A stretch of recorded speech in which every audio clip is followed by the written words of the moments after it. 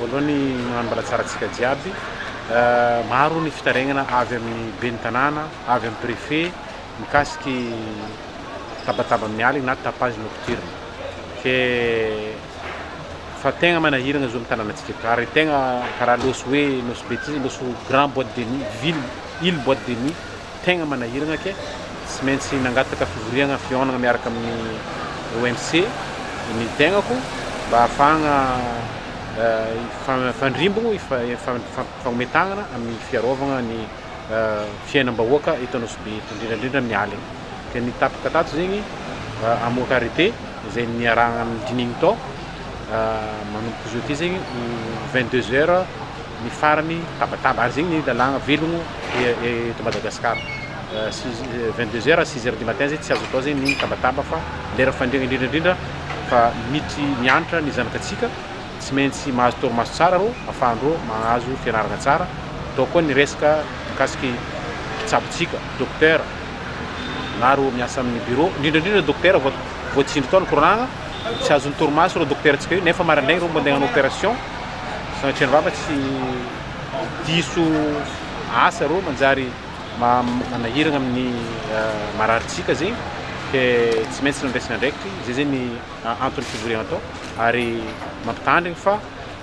ny tapaka atao zegny dia ho saisissegna na raisigny zegny matériel ny bara na olo magnano tsinitsiny mitabataba ny voisin raha misy appel zegny dia misy fiantsoagna ny mpitandro filaminagna dia avy rô mangala saisie matériel dia mijanogno 10 andro zegny matériel tsy azo ampiasaigny zegny zegny tapaka atao ary raha mipody magnindroe magnitelo zegny dia alefa agny amin'ny fitsaragna zegny le olo magnano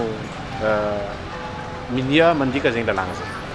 fitarainana maro izay voaray eto anivon'ny préfecture misy koa man fitarainana koa izay voaray eo anivon'ny commune ambonivohitry Nosibe ary ny tegna hoe votoatin'le fitarainana reo zany dia makasiky ny reto tapage ataona bara maro eto an-tampon-tanàna Nosibe zany izay tsy manaja ny restriction na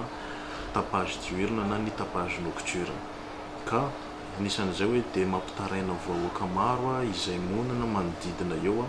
ka efa nisy any moa ny fiantsonana natao an'ireo tompona bara maro eto Nosibe zay niezaka nanao an'izay hoe sensibilisation ary efa nisy koa ma ny fampahafantarana ary ny restriction ma zany hoe amin'le hoe tapage izay tsy tokony atao ao aorianany amin'ny 10 alina io moa zany efa lalàna efa mipetraka fa tsy hoe zavatra efa noforonina von'izao sanatria fa ino moa zany mba niezana zany hoe mba tokony mba manaja an'izay aby ireo tompona bara izay niantsona teto kinanjo nefany rehefa nandeha ny fotoana taty afara mbola maro ihany ny bara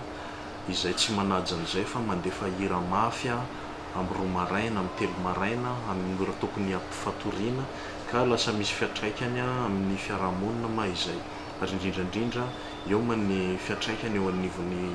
fiarahamonina amin'ny fahasalamana amin'ny ankapobeny ka tsy maintsy misy moa zany ny fepetra dinidinika natao tato amin'izay hoe misy moa zany ny arrêté izay ho avoaka ny ben'ny tanàna makasika an'io satria tsy maintsy misy ny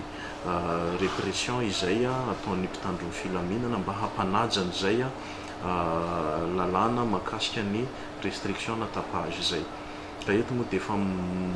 mampitandrina ho atsika izay tompona bara maro samihafa any tsy hoe filambany sanatriana hoe andeha androbaka velon-tegna fa ny fiarahamonina koa mba tokony mba tsy injovina ary maro amin'ireo ny tegna hoe mitaraigna ny zaza zao anisy anatin'ny fidirana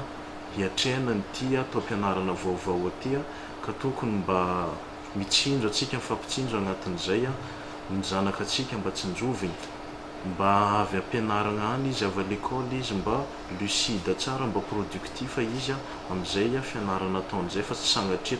ka hoe iny koa no andeha ampitotongatra le résultat amin'ity année scolaire 2025-2026 ty ka zay hoe misy moa zany ny toromarika maro samihafa tsy maintsy ho avy amintsika any ho notifiena ma ny bara rehetrarehetra makasika an'le arrêté communal na restriction vaovao zay ho andeha ho apetraka